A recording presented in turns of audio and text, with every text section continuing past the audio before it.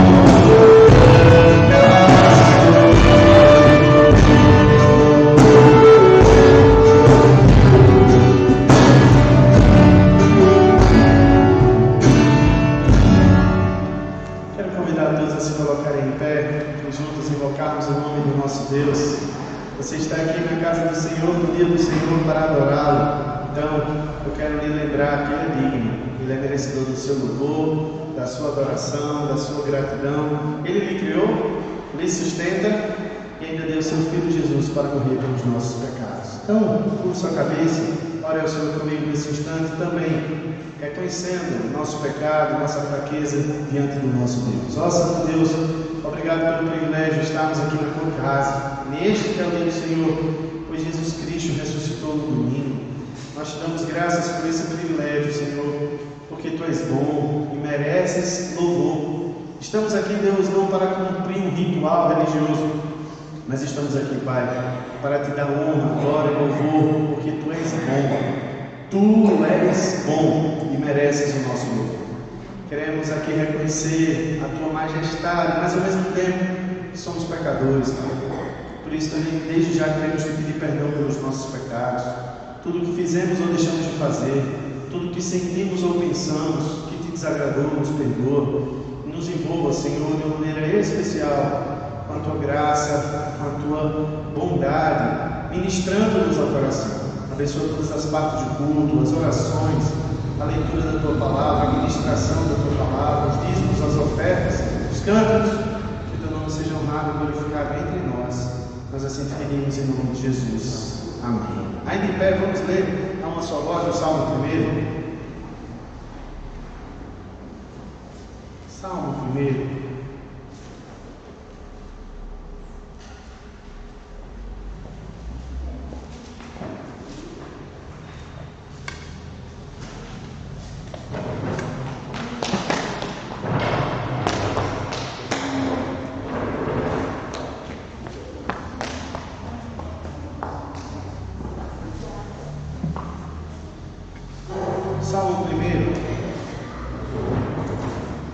Antes de fazermos a leitura, eu gostaria que você prestasse atenção que são 150 salmos.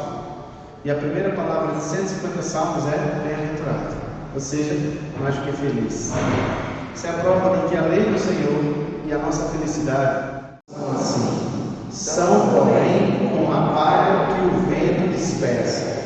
Por isso, os perversos não prevalecerão no juízo, nem os pecadores na congregação dos justos. Pois o Senhor conhece o caminho dos justos, mas o caminho dos ímpios perecerá. Meus queridos irmãos, com alegria vamos celebrar o nome do Senhor, vamos louvá-lo. Eu peço que vocês se desprendem com toda alegria, louve com a gente, com as suas palmas inclusive. Louvemos juntos ao Senhor. Água em vinho tornou, os olhos dos cegos abriu, não há outro igual a Deus. Essa é uma canção que tem várias versões, e por isso a gente vai projetar aqui para você cantar com a gente essa, que é bastante conhecida, e depois vamos louvar o Senhor declarando a maravilhosa graça que nos alcançou. Estamos aqui por causa do seu favor. Então não tem como a gente cantar hinos assim, irmão, sem entusiasmo, sem alegria. Com alegria, celebra o nome do Senhor, canta com a gente de todo o coração.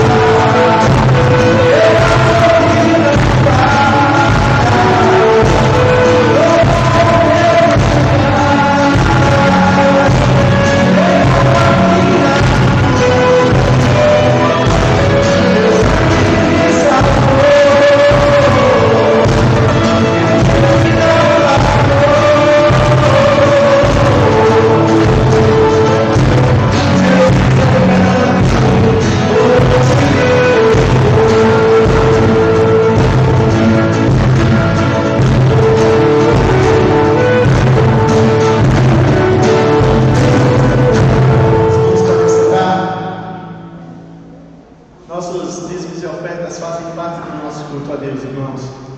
Enquanto louvaremos ao Senhor com mais uma canção, caso você tenha vindo preparado, você pode deixar ali o seu dízimo na sua oferta. Nós temos visitantes hoje e pedimos que eles não se constrangam. Queremos saudá-los, dizer que vocês são bem-vindos e dizer que essa é uma prática nossa, porque a obra do Senhor é mantida com os recursos que saem das nossas mãos. Mas devemos entender que somos mordomos de Deus e, como mordomos de Deus, precisamos manter a sua obra. Meus queridos, eu não falo isso como alguém que exige de vocês algo que eu não faço. Eu sou dizimista, eu também contribuo com ofertas e faço isso não para ser visto, eu faço isso para o Senhor. E eu entendo que é um privilégio. E você que é abençoado em contribuir com a obra do Senhor, mas não deixa de ser um dever. Então, enquanto louvamos ao Senhor com mais uma canção, se você veio preparado, pode ali deixar o seu dízimo na sua oferta. Mas também temos várias modalidades, inclusive para aqueles que nos acompanham pela internet. Você pode fazer Pix, você pode fazer transferência. Nós temos custos com a manutenção do trabalho, temos custos com essa construção, um local tão bom, tão privilegiado. Então, caso você deseje participar, enquanto louvamos ao Senhor com mais uma canção, você pode participar, mas que seja isso feito de todo o seu coração. Vamos louvar o Senhor com mais uma canção que diz: bem mais que as forças, poder e reis, a natureza e tudo que se fez, e por amor a sua vida entregou. Enquanto louvamos ao Senhor, você pode assim se dirigir e deixar seu dízimo na sua oferta.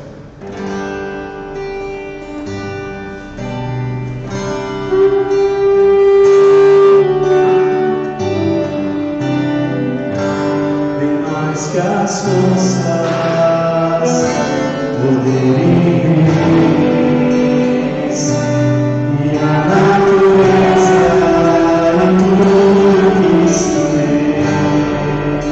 fez, bem mais que tudo criado por as mãos. Deus, tu és o início bem mais que os mares, bem mais que o sol, e as maravilhas que o mundo conhecer,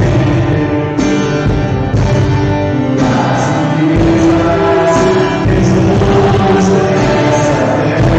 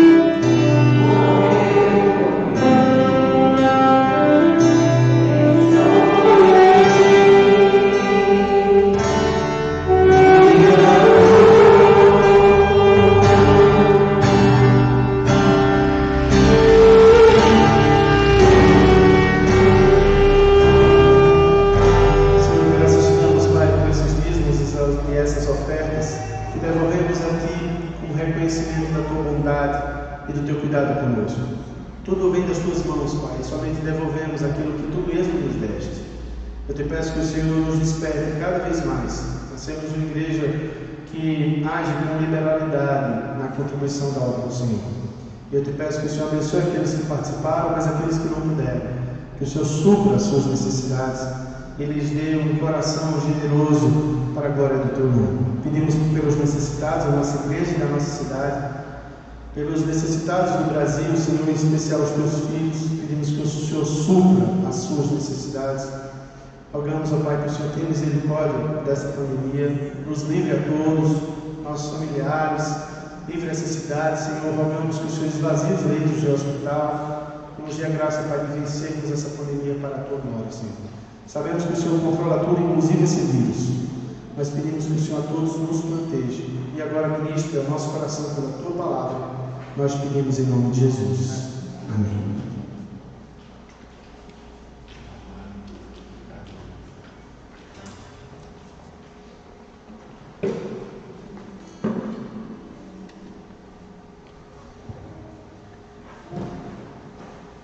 Meus queridos irmãos, como vocês sabem, a gente hoje começa uma série de mensagens pela manhã e uma outra série de mensagens à noite. Pela manhã estaremos estudando, meditando, aprendendo a respeito do que Paulo escreveu aos Colossenses, e à noite estaremos aprendendo a partir da carta que Tiago, irmão do Senhor Jesus, escreveu.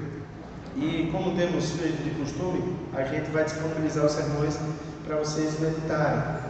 E eu gostaria de começar o sermão de hoje de manhã, a mensagem de hoje de manhã, falando um pouco de uma experiência que eu tive na minha adolescência.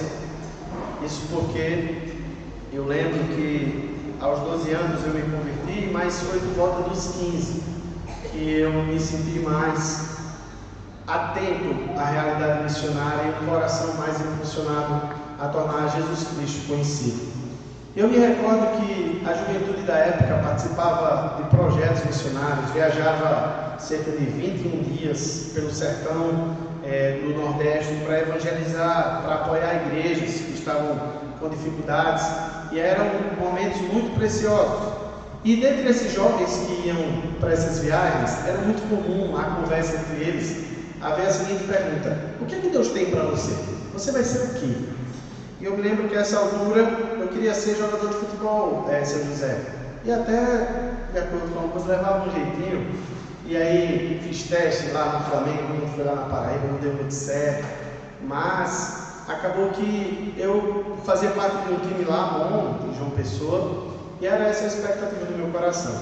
E aí eu, no fundo do meu desejo íntimo, eu queria seguir carreira mesmo, mas fui pressionado e acabei meio que inclinado pelo meu pai a deixar e perseguir outro rumo, e graças a Deus por isso.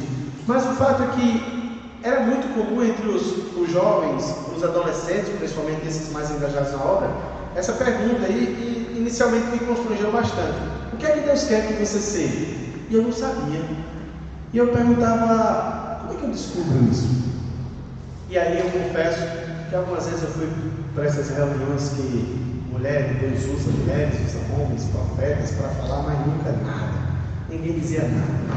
Todo mundo, São José, vinha com história, com experiência, eu não sabia. Todo mundo no meu círculo dizia: eu sei que Deus quer para mim. E muitos que diziam que os ser missionários, pastores, hoje até tudo desviados, não foram pastores nem missionários. E aí eu lembro que eu ficava nessa angústia pessoal, perguntando a Deus. Mas sabe o que é interessante?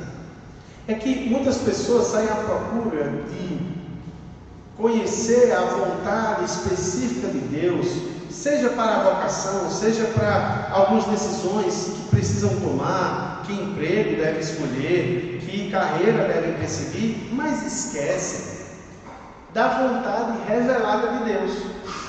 O que eu quero dizer com isso? De fato, precisamos ter direcionamento de Deus para que vocação escolher algo. Para, em momentos difíceis da vida, tomarmos decisões a respeito do emprego, a respeito de onde colocar minha filha para estudar, se vou fazer uma escola, se vou colocar numa escola, se eu devo investir o dinheiro em tal lugar ou em tal lugar. Deus sim nos dá orientações específicas também, além da vocação. Mas há uma vontade geral de Deus, uma vontade revelada, que diz respeito ao modo como os homens devem viver, como as mulheres devem viver, como os maridos devem se portar, como as mulheres devem se portar. Enfim, meus queridos, existe uma vontade revelada de Deus que muitas dessas pessoas que saem atrás de revelações especiais, específicas, deixam de cuidar, deixam de atentar. E com isso, eu não estou desprestigiando você buscar a Deus na sua individualidade para saber que vocação, que profissão, onde investir. Isso Deus orienta. Nem estou aqui querendo dissuadir você a deixar de ser sensível à voz de Deus nos vários momentos da sua existência que você vai precisar tomar decisões. Mas atentar igualmente à vontade revelada de Deus. Eu já tive a experiência, irmãos, de escutar histórias de irmãos de igrejas pentecostais e não pentecostais, que mulheres foram para o culto somente porque estavam tendo incompatibilidade de gênero, discutindo bastante com seu esposo, para ouvir de Deus se deveriam continuar no casamento. Essa é uma realidade bem prática, bem assim, inusitada, mas que é recorrente em vários lugares.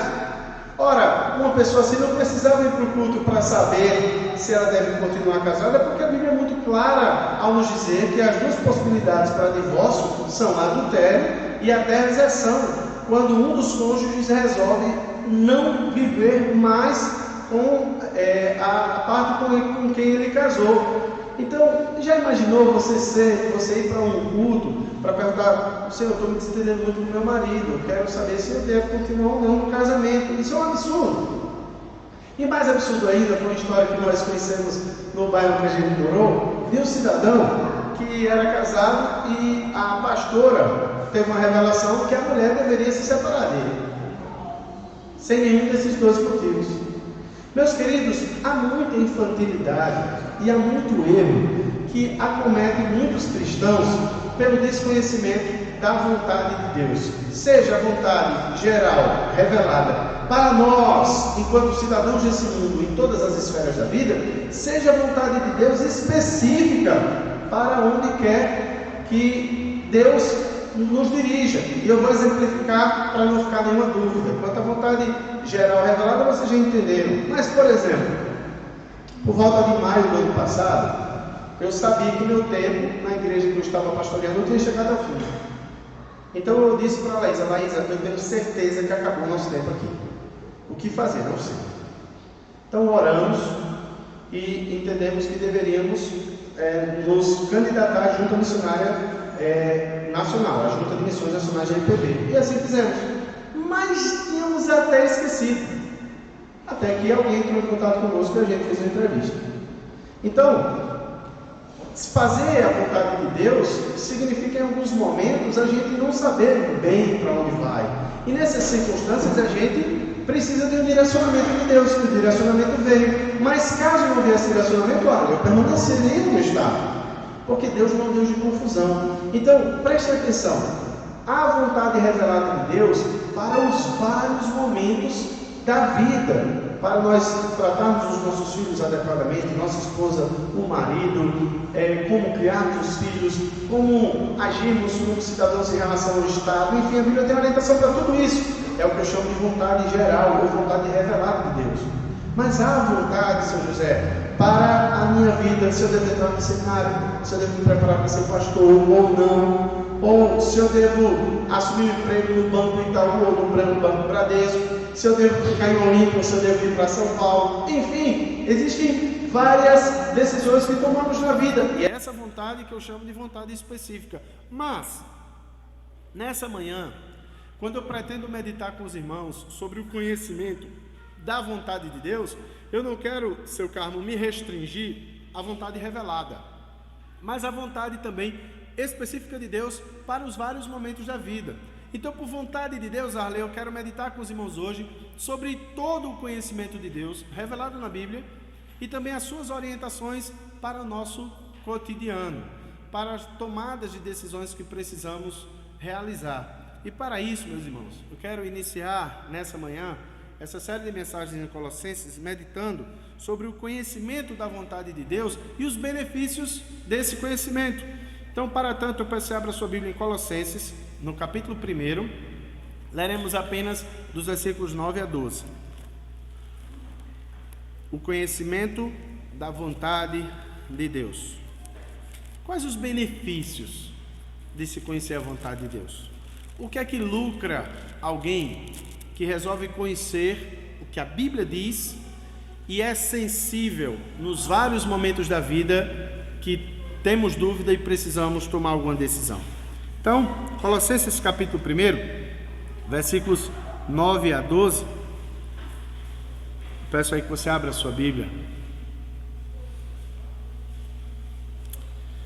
Por essa razão, também nós, desde o dia que ouvimos, não cessamos de orar por vós e de pedir que transbordeis o pleno conhecimento da sua vontade, em toda sabedoria e entendimento espiritual, a fim de viverdes de modo digno do Senhor, para o seu inteiro agrado, frutificando em toda boa obra e crescendo no pleno conhecimento de Deus, sendo fortalecidos com todo o poder, segundo a força da sua glória, em toda perseverança e longanimidade com alegria, dando sempre graças ao Pai, que nos fez idôneos, a parte que vos cabe da herança dos santos na luz. Vamos orar? Permaneça com sua Bíblia aberta.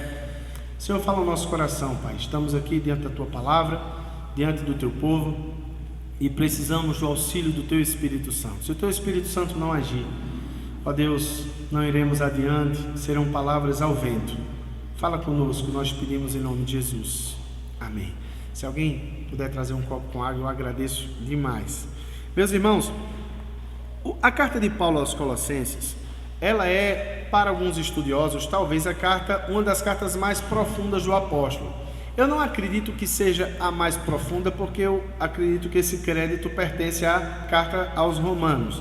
Mas é uma carta que tem uma profundidade teológica muito grande. O apóstolo Paulo, ele não é fundador dessa igreja diretamente. De acordo com os estudiosos, essa igreja foi organizada, foi formada.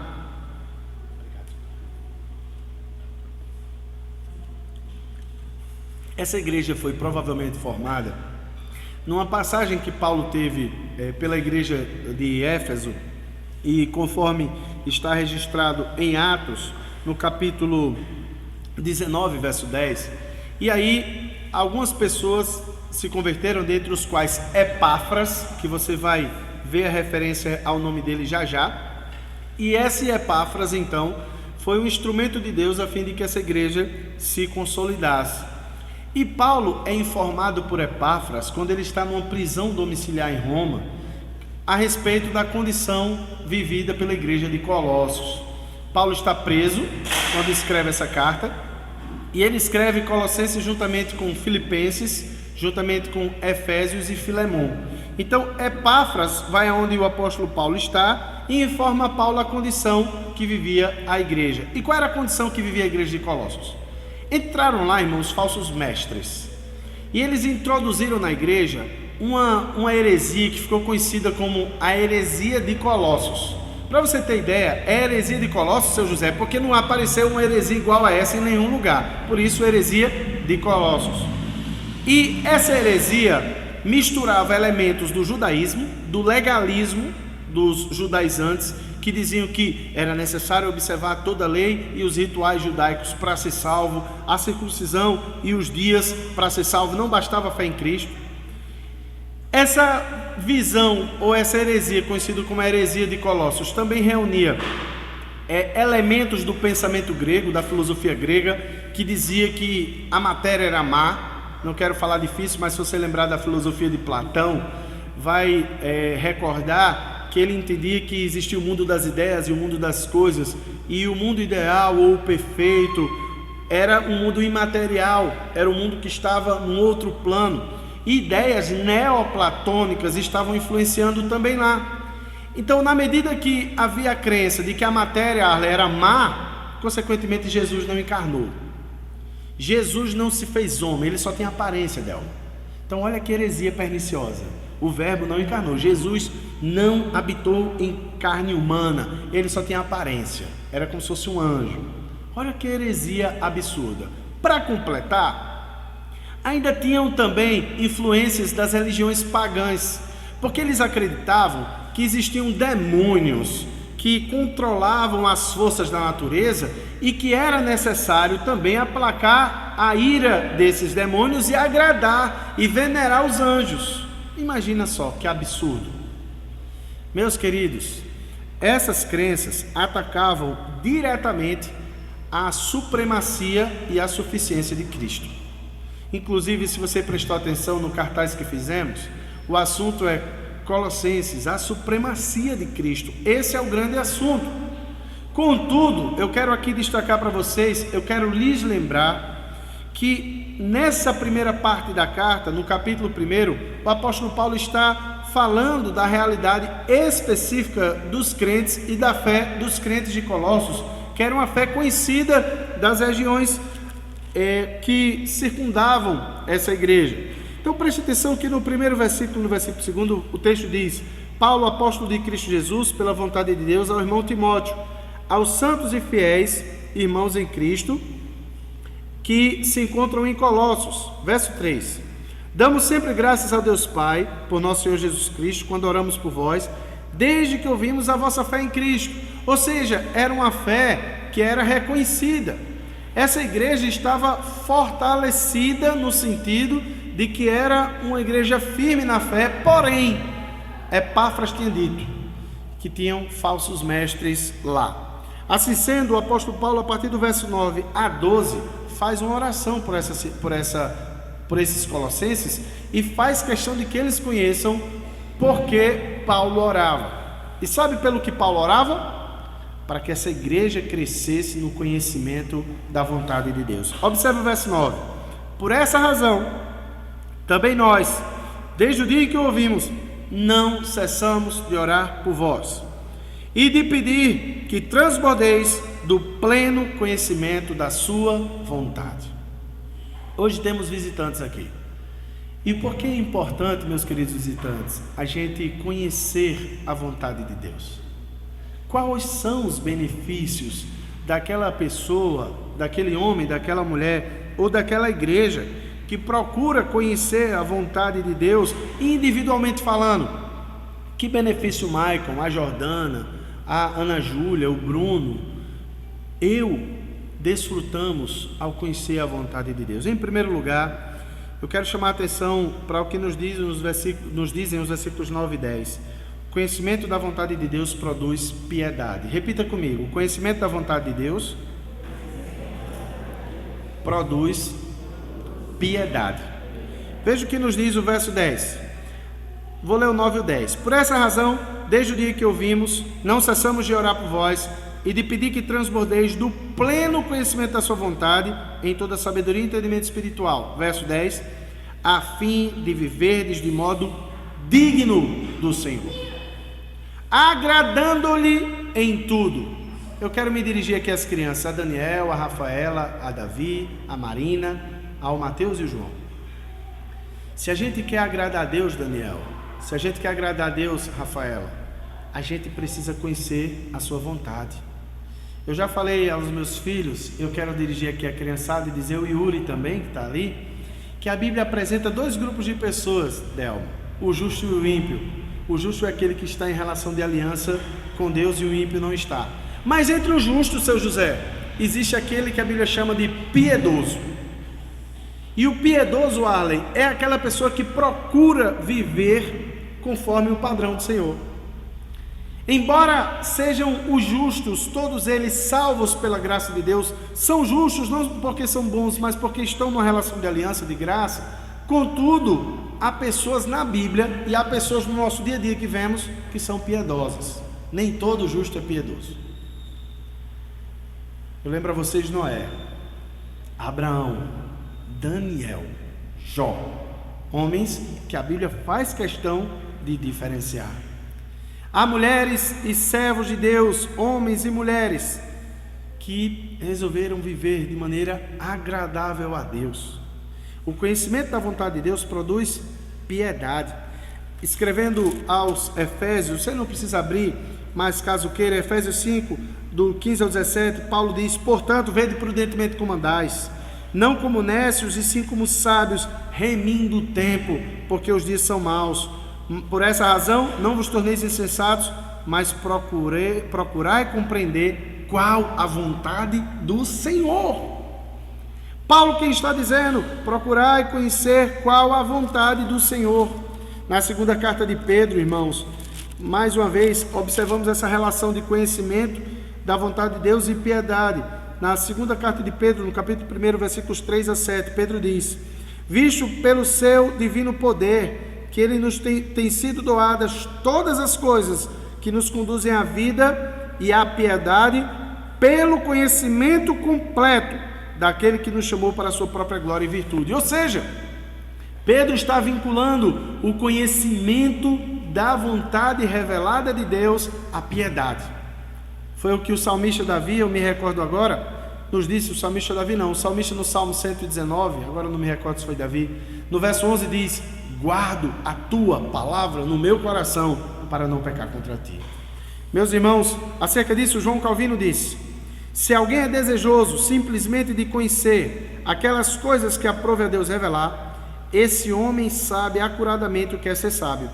A única sabedoria que é recomendada por Paulo está compreendida na vontade de Deus. Você quer ser uma pessoa sábia aos olhos de Deus? Você precisa conhecer sua vontade. A Bíblia diferencia inteligência de sabedoria. Você pode ter inteligência para fazer negócio. Ô irmãos, tem gente que é inteligente, eu não estou dizendo aqui malicioso, mas é inteligente para ganhar dinheiro, para fazer coisa nova. Irmãos, eu fico pensando em casa: meu Deus, por que eu não tive uma ideia de criar um WhatsApp? Porque, meu Deus, eu queria... Uma vez, irmãos, eu estava sem sono, aí eu comecei a querer: meu Deus, me dá uma ideia que revolucione também o mundo, sei lá, alguma coisa. Mas Deus não deu. Deus dá alguns. Imagina só, um computador na década de 60 era do tamanho de uma casa. Alguém teve uma ideia de diminuir, de tornar o computador acessível. Bill Gates, no final da década de 90, disse que o mundo caminharia para uma era digital em que as pessoas teriam tudo no computador na sua mão. E aí vieram, irmãos, os smartphones 10 anos depois, nos Estados Unidos antes. Mas deixa eu dizer uma coisa para você: essa inteligência a Bíblia discrimina como sendo dada por Deus, mas a sabedoria é inteligência espiritual. É sobre isso que vamos pregar de noite. Sabedoria tem a ver com a capacidade de Tainara, que nos visita, diante de momentos difíceis da vida, no relacionamento, nas dificuldades, ela ter a percepção de Deus para a tomada de decisões. Nem todo mundo inteligente para negócio é sábio. Nem todo mundo que é bom em matemática, física, química, política, economia tem inteligência espiritual ou sabedoria. E aqui o texto está nos falando, preste mais uma vez a atenção. O apóstolo Paulo, falando aos Colossenses, ele é muito claro: para que transbordeis do pleno conhecimento da sua vontade, em toda sabedoria e entendimento espiritual, a fim de viverdes de modo digno do Senhor, para o seu inteiro agrado. Meus irmãos, foi Jesus quem disse: errais, não conhecendo as Escrituras, nem o poder de Deus. Mas há uma segunda lição, irmãos, eu peço que você olhe para o verso 11. O verso 11, o apóstolo Paulo, em Colossenses, capítulo 1, verso 11, diz: sendo fortalecidos com todo o poder, segundo a força da sua glória, em perseverança e longanimidade, com alegria. Repita comigo: o conhecimento da vontade de Deus produz força espiritual. Meus irmãos, olha o que o texto está dizendo, vou repetir: sendo fortalecidos com todo o poder, segundo a força da sua glória, em toda perseverança e longanimidade, com alegria. É possível, Arley, você fazer a vontade de Deus e perseverar triste. É possível alguém que luta no casamento, por um casamento bíblico, está ali lutando, mas com o coração amargurado. Mas aqui está dizendo, com perseverança, com alegria. O que é isso? Força espiritual. Capacidade de passar por lutas e não perder o ânimo, não perder o gozo, não perder o entusiasmo. Isso vem de onde? Conhecimento da vontade de Deus. É por isso que Jeremias, escrevendo no capítulo 9, versículos 23 e 24, ele disse: não se glorie o sábio na sua sabedoria, não se glorie o forte na sua força.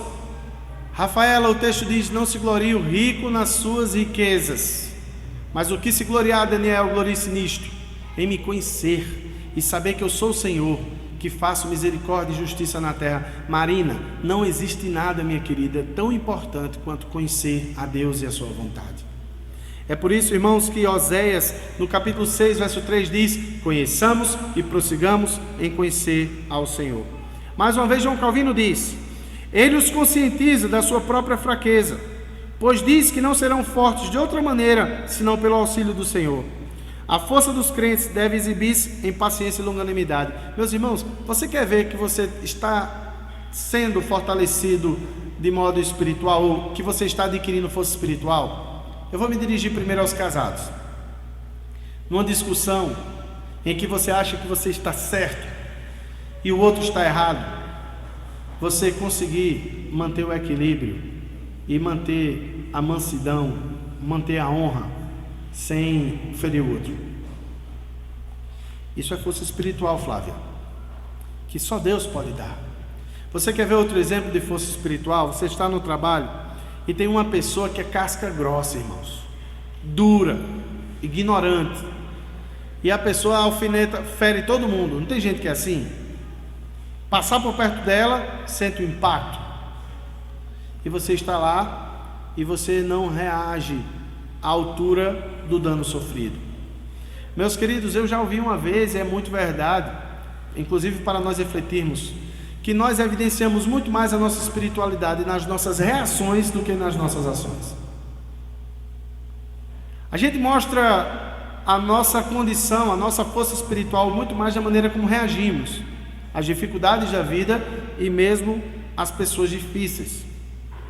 É por isso que Calvino vai nos dizer: o único remédio para o fortalecimento dos colossenses contra todas as redes pelas quais os falsos profetas lutavam para enredá-los era entender acuradamente o que Cristo era.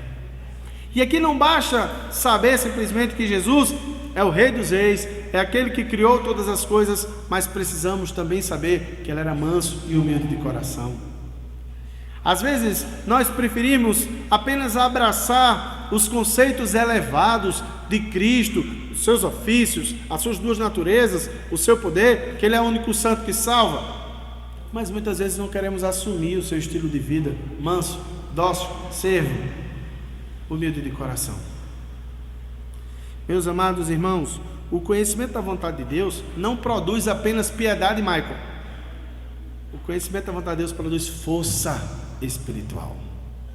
Ô irmãos, é quando a gente está num beco sem saída, que a gente não sabe para onde vai, que a gente recorda a vontade de Deus. Quantas vezes está ali minha mulher atrás, momentos de crise no ministério, diz: meu Deus do céu, o que eu vou fazer agora? Mas ele disse: foi Deus que me trouxe aqui, Deus vai guiar, e guiava. Quantas vezes, irmãos, eu desesperado, sem saber o que fazer, disse: meu Deus, e agora? Uma reunião do presbitério difícil, uma tomada de uma decisão difícil, se a gente seguir por um caminho ou outro, e a gente está lá e eu vou tomar uma decisão e tem outros lá, e como é que os outros vão ver, e como é que é isso? A gente se recorda da palavra de Deus. Meus irmãos, mas aí eu me pergunto: e se você não lê a Bíblia e não ora diariamente? Porque todo dia Deus tem palavra para mim, irmãos. Todo dia está aí na área social, orar e ler a Bíblia, Deus fala com você. Todo dia, dona Carla, se a senhora orar e ler a Bíblia, Deus fala. Mas, meus irmãos, eu me pergunto: o que são dos crentes que não oram e lêem a Bíblia diariamente, nem frequentam a casa do Senhor com regularidade? Sabe o que vai acontecer? Não vai ter força espiritual.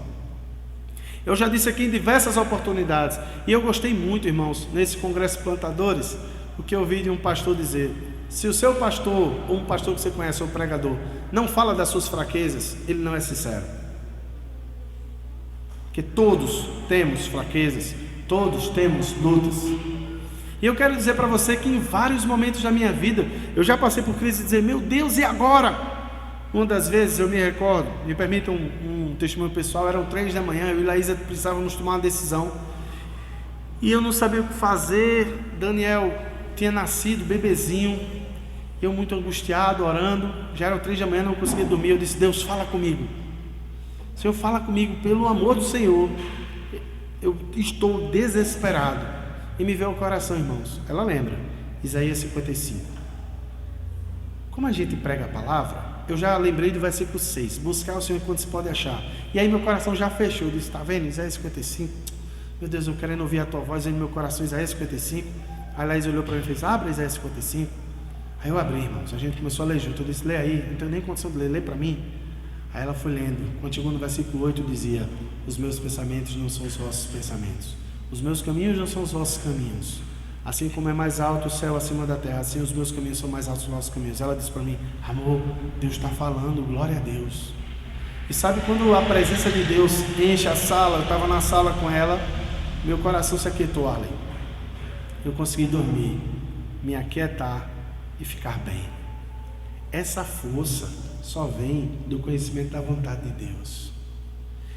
Talvez você diga: pastor, você não já sabia que a vontade de Deus é mais alta e é melhor e os caminhos de Deus são melhores? Sabia, mas a gente esquece.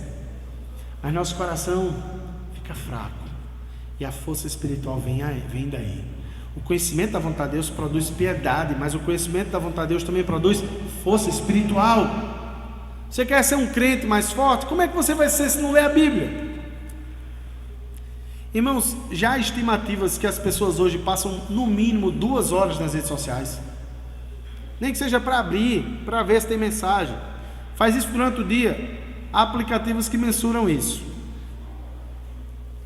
Eu vou inclusive baixar hoje para ver. Eu não quero passar esse tempo todo. 2 horas que poderiam ser investidas em oração, em leitura da palavra. Eu não acredito que isso aqui é instrumento do diabo. Eu acredito que Deus deu inteligência, isso aqui é bênção. Mas o diabo certamente usa meios para nos distrair. Meus amados irmãos, por fim, eu chamo a atenção de vocês para o que nos diz agora o versículo de número 12. O apóstolo Paulo então diz: dando graças ao Pai que nos fez idôneos a parte que vos cabe da herança dos santos na luz. Eu falei que o conhecimento da vontade de Deus produz piedade, o conhecimento da vontade de Deus produz força espiritual, mas por fim, repita comigo: o conhecimento da vontade de Deus produz gratidão. Mais uma vez vou me reportar a experiência que eu disse. Eu estava triste, reclamando. Quando Deus falou no meu coração, eu dei a Ele louvor. Conhecer a vontade de Deus produz gratidão. E aqui o texto diz: dando graças ao Pai que vos fez idôneos a parte que vos cabe da herança dos santos à luz. Irmãos, isso implica dizer, antes de qualquer coisa, a nossa condição de escravos do pecado e que Deus nos fez em Cristo. Veja se não é verdade. O verso 13 diz: Ele vos libertou do império das trevas e nos transportou para o reino do Filho do seu amor. Vou falar sobre isso semana que vem. Mas Paulo está se reportando à condição espiritual anterior que viviam os colossenses. E tem coisa, irmãos, que traga mais à nossa memória alegria do que lembrarmos de quem nós éramos e do que Deus fez em nós através de Cristo. Eu era escravo do pecado, filho da ira, caminhava para a perdição. A graça de Deus me alcançou, irmãos. Mas além disso, conhecer a vontade de Deus traz gratidão. Paulo e Silas apanharam, irmãos, bastante. Em Atos 16, 25 diz que à meia-noite eles louvavam o Senhor. Por que louvavam? Porque eles sabiam que era um privilégio, que eles tinham a companhia de Jesus, eles conheciam as promessas de Deus, mas conheciam porque tinham acesso às Escrituras. Em Tessalonicenses, irmãos, 4, versículo 18, o texto sagrado nos diz as seguintes palavras. 1 Tessalonicenses 5,18: em tudo dai graças, porque esta é a vontade de Deus. Ou seja, quando a gente conhece a vontade revelada de Deus, ocorre gratidão em nosso coração. Calvino pergunta: por qual bondade Paulo rende graças? Por ele haver feito a ele e aos outros participantes idôneos da herança dos santos. A adoção depende de uma eleição imerecida. o que o apóstolo Paulo está dizendo aqui é que quando a gente se lembra, irmãos, da nossa condição, a gente vai conhecendo a Bíblia, conhecendo a vontade revelada de Deus, a gente começa a dizer: Deus, bendito seja o teu nome, o Senhor abriu meus olhos, me fez ver essa realidade tão maravilhosa da minha salvação, eu estava perdido, o Senhor me alcançou. É quando também, irmãos, eu começo a agradecer os caminhos que Deus me levou. Quantas vezes eu já pedi a Deus, e você também, coisas que nos fariam mal, e Deus nos livrou. Tem um livro muito pertinente que diz: obrigado, Senhor, por não responderes as minhas orações. Quantas orações você fez que Deus não atendeu e hoje você dá graças? Eu tenho várias. Eu jamais imaginaria estar em Olímpia, mas eu louvo tanto a Deus por estar aqui, irmãos, porque Deus nos surpreende. O conhecimento da vontade de Deus traz gratidão ao nosso coração. Olha que bênção! É por isso que não há para os nossos visitantes caminho melhor do que você criar um filho na lei do Senhor, conhecendo a palavra de Deus. É por isso, Mateus e João, que o papai e a mamãe trazem vocês para vir à casa de Deus aprender a Bíblia. Vocês não têm como ser felizes, vocês não têm como ser plenos, satisfeitos, Marina, sem o conhecimento de Deus, Daniel. O conhecimento da vontade de Deus é o que existe mais importante do que matemática, mais importante do que português, mais importante do que inglês, espanhol, mais importante do que tudo, é isso. Lembra aos pais que seus filhos um dia estarão diante de Deus no julgamento final. E é por isso, Flávia, que esse conhecimento é tão importante. A conclusão que eu chego, irmãos, diante da verdade de que o conhecimento da vontade de Deus nos traz ou produz piedade, força espiritual e gratidão, é que uma igreja que faz a diferença como a de Colossos é aquela que está familiarizada com a vontade revelada de Deus e procura cumpri-la em todas as áreas. Igualmente é verdadeiro que um crente que faz a diferença é aquele que o Senhor faz aquilo que o Senhor quer que ele faça, não apenas em relação à sua vocação e a momentos específicos, mas em todas as áreas da vida. Certamente, irmãos, seu Carmo, seu José, Bruno, Stephanie, pode ser que lá na frente apareça uma oportunidade de ir para um emprego, ou ter uma oportunidade de emprego muito melhor. Você vai precisar da direção de Deus. Certamente você vai precisar saber, Stephanie, qual a vontade do Senhor.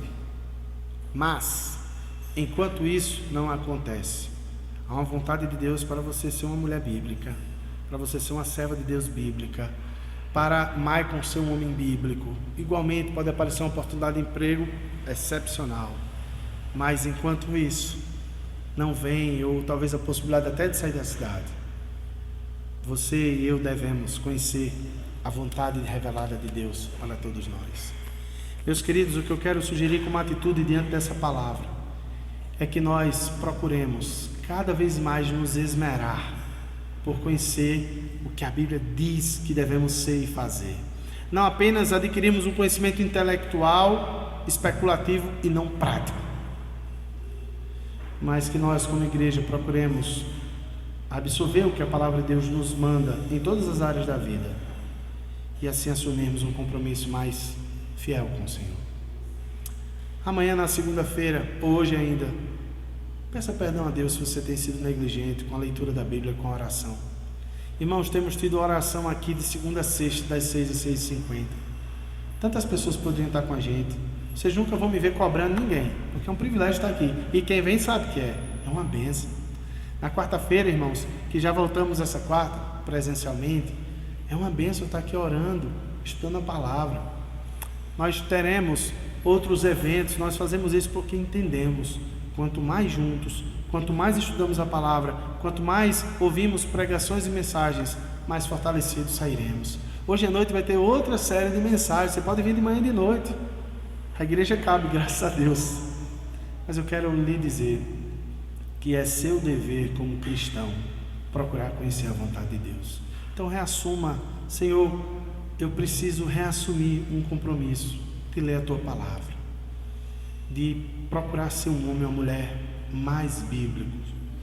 E sem dúvida você vai precisar de respostas de Deus para a tomada de decisões. Busque também, mas procure conhecer e ser sensível ao que a Bíblia diz para todas as áreas da sua vida essas orientações que já estão reveladas.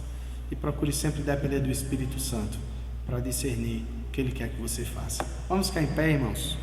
Como inevitavelmente eu acabei dizendo os avisos da semana, de segunda a sexta, reunião de oração, e na quarta, reunião de oração de estudo bíblico, eu só lembro que no sábado que vem a gente tem um encontro dos jovens, né? Reunião dos jovens, rede de jovens reformados aqui no templo. Então, você é convidado, pastor, eu sou adulto, sou idoso, pode vir também aprender, caso queira, vai ser uma bênção. Vamos orar? Quero chamar o presbítero José para fazer a oração final e logo após eu peço a bênção apostólica, tá bom? À noite, caso alguém queira vir, ou você que nos acompanha na internet, vamos começar uma série de mensagens em Tiago. Não sei se você sabia, Tiago é o Provérbios do Novo Testamento. Então, é um livro que nos orienta muito para vencer as provações da vida e relacionamentos difíceis. Então, se querendo aprender mais de Deus, está convidado a vir à noite também. Vamos ter escola bíblica após. A escola bíblica não vai ser transmitida, tá? Até para que os crentes se animem a vir para a escola bíblica, senão o pessoal fica acomodado. Então, é bom vir à escola bíblica que está acontecendo todo domingo às 10h15. Vamos orar com o presbítero José? Querido Deus e Pai, muito obrigado por esta manhã. Obrigado a Deus por este momento que passamos na Tua casa, oferecendo ao Senhor este culto de adoração ao Teu santo e excelso nome, e ouvindo, ó Deus, a Tua palavra e buscando conhecimento, ó Deus, através dela para o nosso crescimento espiritual. Nos fortaleça, ó Pai, na fé, no ânimo, na coragem, na disposição da leitura da Tua palavra e na oração, para que possamos entender qual é a boa, perfeita e agradável vontade do Senhor para as nossas vidas. Abençoe, ó Deus, a vida de cada irmão que aqui se fez presente, nos preparando também para a escola dominical, para que possamos, ó Deus, ter mais uma porção da Tua instrução e assim crescermos na graça e no conhecimento de Cristo Jesus. Prepara-nos para toda boa obra e instrui-nos na Tua palavra. Esta é a nossa oração e nós a fazemos em nome do Senhor Jesus. Amém. Que a graça do Senhor Jesus Cristo, o amor de Deus nosso Pai, a comunhão e as consolações do Espírito Santo repousem sobre nós e sobre todo o povo de Deus, desde agora e para sempre. Amém. Que Deus abençoe os irmãos. Eu vou lá na porta porque tem gente que vai sair. Daqui a uns 5 minutos começamos a escola bíblica. Mas se você não pode ficar, que Deus abençoe a sua vida em nome de Jesus.